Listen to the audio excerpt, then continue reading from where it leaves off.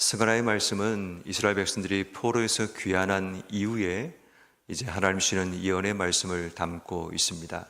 특별히 6장 14절까지는 8개의 환상이 이제 소개되면서 이스라엘 백성들을 향한 하나님의 뜻, 또 하나님의 계획하심을 소개하는 내용이라고 볼 수 있습니다.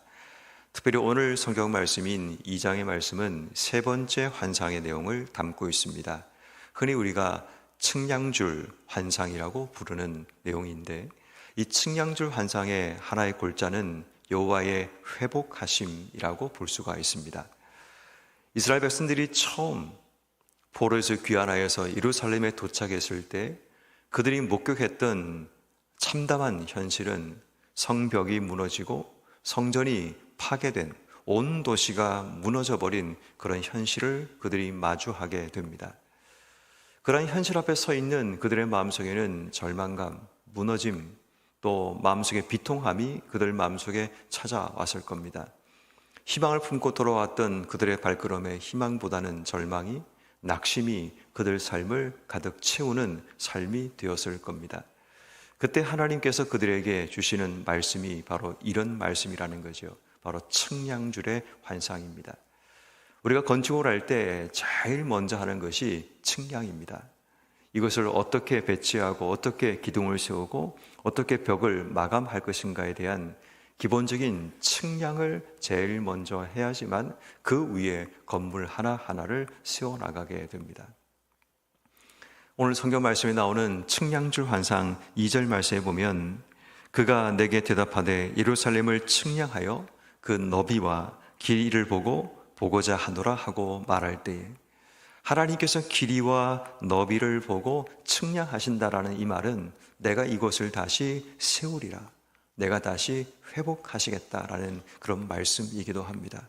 여러분, 이 말씀이 우리에게 참 중요한 것은 뭐냐면, 때로는 우리의 삶을 살아가다 보면 무너진 삶의 자리, 또 무너져버린 우리의 일상 가운데서 희망이 보이지 않고 절망과 안타까움이 밀려오는 삶의 현실 가운데 우리가 기대하고 소망해야 될 중요한 한 가지, 하나님께서 다시 측량하시고 다시 우리의 삶의 회복의 시작을 만들어 내신다는 이 사실을 우리가 기억하고 우리의 일상으로 나아가야 합니다. 내가 원했던 결과는 그런 결과가 아닐 수 있습니다. 우리 앞에 펼쳐져 있는 희망이 꺾이고 절망이 밀려오는 삶의 현실을 만날 때 오늘 주시는 스가랴 2장의 측량줄 이 환상의 내용들을 우린 꼭 기억해야 합니다. 하나님이 다시 우리의 삶에 측량하시고 다시 세우시고 다시 회복하신다는 그 말씀을 우리가 마음속에 기억할 때 우리 믿는 자들의 삶은 그 어떤 자리에서도 절망은 없습니다. 하나님이 없다면 우리의 삶은 절망할 수 있고 포기할 수 있습니다. 그런데 우리 인생에 다가온 절망의 자리조차도 하나님의 시작이 되고 하나님께서 우리를 통해 만들어 가시는 회복이 된다면 굳이 우리가 불필요한 에너지와 힘을 낭비하며 절망하고 안타까운 삶을 살아갈 이유가 없는 겁니다.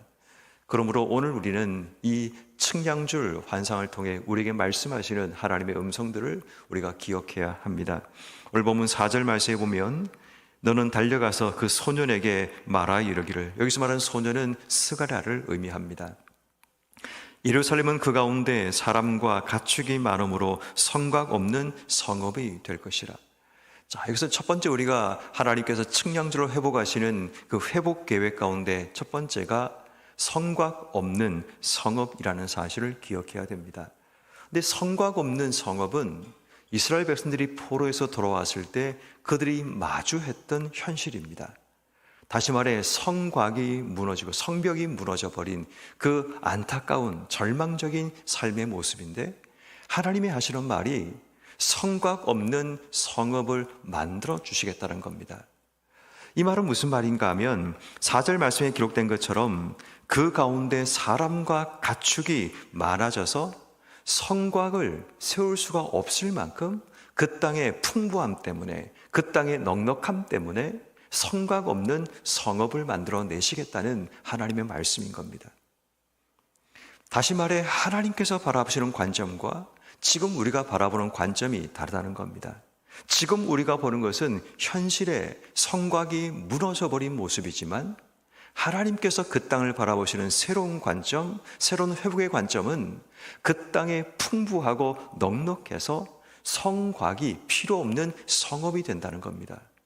근데 성곽이라는 것은 자신들을 보호하고 지키는 굉장히 중요한 도구이죠. 그래서 적들이 오면 제일 먼저 성벽과 성곽을 무너뜨립니다. 그래야지 적들이 돌진할 수 있는 기회가 되기 때문인 거죠. 자, 그런데 성경은 이렇게 말합니다. 5절 말씀. 여호와의 말씀에 내가 불로 둘러싼 성곽이 되며 그 가운데 영광이 되리라. 왜 성곽이 없는 성읍을 되라고 말씀하시는 그 이유가 바로 여기에 나오죠. 하나님께서 그들의 성곽이 되시기 때문이라는 겁니다. 다시 말해 하나님께서 우리를 보호하시고 우리를 지키신다는 그 메시지가 이 본문 속에 기록되어 있습니다. 다시 말해 세상 내가 나를 보호하는 성곽도 우리 인생에 필요합니다. 많은 사람들은 자기를 보호하기 위한 돈이란 성곽을 쌓기도 하고 세상의 인기와 명예라는 성곽을 쌓기도 합니다. 그것을 통해 내가 얼마나 강한 사람인지 얼마나 대단한 사람인가를 보여주기를 원하기 때문이죠. 때로는 우리 인생 가운데 성곽이 무너질 때가 있습니다. 돈이 사라지고 인기와 명예가 사라지고 내가 쌓았던 수많은 세상적인 기반들이 무너지는 인생의 어려움과 문제가 찾아오기도 합니다. 그런데 그것이 무너졌다고 우리 인생이 끝나는 것이 아니라 하나님께서 우리를 불로 싼 성곽이 되어주시고 하나님이 친히 우리의 성곽이 되어주시고 그 가운데 영광을 드러내신다면 그것만큼 우리 인생에 행복하고 복된 삶은 없다라는 겁니다. 하나님의 회복 계획이 그렇게 이스라엘 가운데 유다 가운데 일어나는 것을 우리에게 말씀하고 있습니다. 그러므로 여러분 혹 무너진 삶을 가지고 이 땅의 삶을 살아가고 있다면 하나님 앞에 우리의 삶을 내어놓고 하나님께서 친히 우리의 성곽이 되셔서 하나님이 우리의 삶을 지키시고 우리의 삶의 풍부함과 풍성함을 채우시기를 기대하며 지금 주어진 현실 앞에 서야 합니다.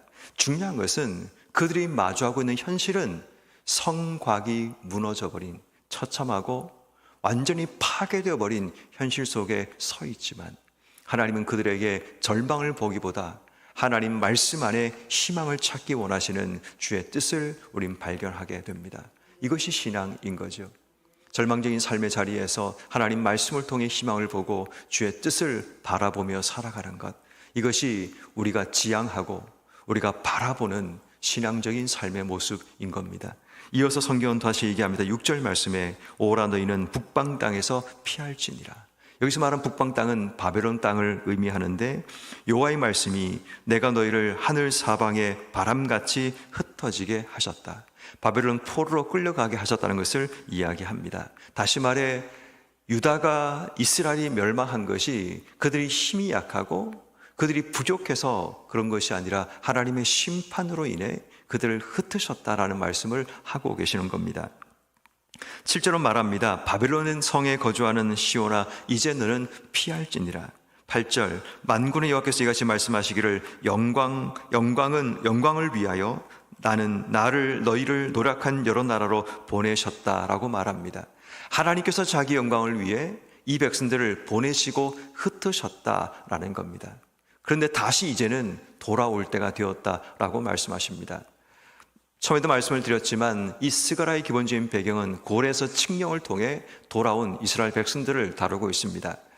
여기서 말하는 다시 돌아오는 말씀이 아직 수많은 사람들이 바벨론 땅에 머물고 있습니다. 그 남아있는 자들을 의미하는 건지 고레에서 칙령을 통해서 돌아올 자를 선별하는 과정 속에 돌아오라는 말씀인지는 정확하게 모르겠습니다. 그런데 중요한 것은 바벨론 땅에 70년 가까이 머물고 있는 그들이 돌아오는 것이 쉽지 않다는 겁니다.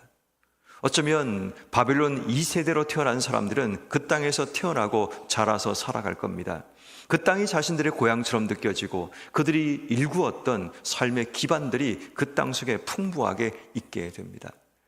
근데 하나님의 계획과 뜻을 알지 못하면 마치 지금 내가 살고 있는 바벨론 땅이 내가 온전히 거주할 땅처럼 느껴지게 되면 그들이 일어나서 돌아올 이유가 없다라는 겁니다. 그래서 우리에게 중요한 회복 계획의 두 번째 모습은 이런 겁니다. 하나님의 뜻을 분별해야지만 우리는 우리의 삶의 자리를 일어나서 하나님께로 나올 수 있다는 겁니다. 회복이라는 것은 본래 자리로 돌아가는 겁니다. 근데 본래 자리로 돌아가기 위해서는 하나님의 뜻이 뭔가를 제대로 알지 못하고 분별하지 못하면 우린 늘 중력의 법칙에 지배를 받는 것처럼 그 자리에 고정되어 인생의 삶을 살아가려고 합니다. 멈춰있는 것은 계속 멈추려고 하고 달리는 것은 계속 달리는 것이 중력의 법칙이라면 하나님 뜻을 알지 못하면 우리는 우리 의지로 멈추려고 하고 달리려고 하는 그런 안타까움을 드러내게 됩니다. 성경 분명히 말합니다. 내가 너희를 보내었고 흩었다라는 겁니다. 왜냐하면 하나님의 영광을 위해서 그렇게 하셨다라는 겁니다. 그렇다면 하나님의 영광이 지금 예루살렘 가운데 다시 임하고 있다면 우리가 해야 될 중요한 것은 돌아오는 겁니다. 내 기반이 그곳에 있더라도 내가 원하는 것이 그곳에 있을지라도 주의 뜻이 어디 있는가를 분별하는 것, 이것이 우리에게 회복이라면 우리는 회복을 위해 하나님께서 다시 돌아가기 원하시는 자리가 어디인가를 기도해야 합니다. 우리가 보냈던 자리, 그 자리가 아닐지라도 지금 내가 서 있는 자리가 마치 하나님의 온전한 나의 삶이 있는 것처럼 우린 착각하며 살아갈 때가 있습니다. 그 자리는 잠시 머무는 경유지일 수 있다는 겁니다. 하나님이 잠시 우리를 그 자리에 세우신 경유지에 우리의 모든 삶을 걸어서는 안 됩니다. 하나님이 나를 목적하신 자리가 분명히 있다면 지금 나를 거쳐서 이끌어 가시는 인생의 목적지로 돌아가는 지혜가 우리에게 필요합니다. 여러분들은 지금 어떤 자리에 서 계십니까? 지금 내가 서 있는 자리가 경유지십니까? 아니면 하나님이 계획하신 목적지에 서 계십니까? 혹시 경유지에 앉아 있으면서 이곳이 내 인생의 마지막 자리라고 믿으며 그 자리에 머물러 있다면 그 자리에서 일어나야 합니다. 하나님께서 우리를 이끄시고 우리를 보내시고 세우실 바로 그 자리로 돌아가는 것이 오늘 우리가 기억하고 하나님께 기도해야 될 중요한 제목입니다. 그러므로 오늘 우리가 이 새벽에 기도할 때 하나님, 내 인생의 경유지와 목적지를 분별할 수 있는 지혜를 우리에게 주셔서 지금 내가 머물고 있는 그 자리가 지금 잠시 머물라고 보내신 자리인데 마치 그 자리가 내 평생을 거는 자리처럼 착각하며 살아가지 않고 나를 돌아오게 하시는 바로 그 자리로 돌아가는 지혜가 우리에게 있기를 기도하는 것, 이것이 우리가 기도해야 될 또 하나의 회복 기도가 됩니다.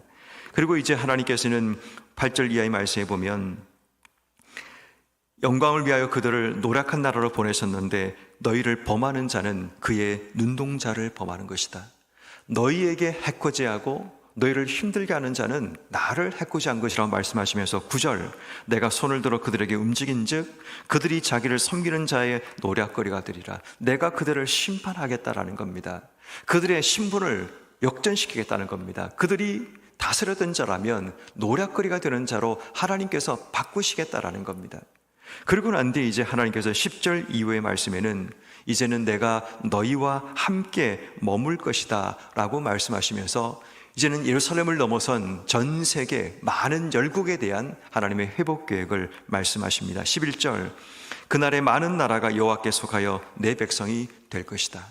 하나님의 회복이 이스라엘과 유다만 국한되는 것이 아니라 이제는 확장되어서 많은 나라, 열방을 향한 하나님의 회복이 일어날 것을 말씀하시는 내용을 보게 됩니다. 그럼에도 불구하고 12절, 장차 유다를 거룩한 땅에서 자기 소유를 삼으시고 다시 예루살렘을 택하시리니 모든 육체가 여호와 앞에서 다시 잠잠할 것은 여호와께서 그의 거룩한 처소에서 일어나심이니라.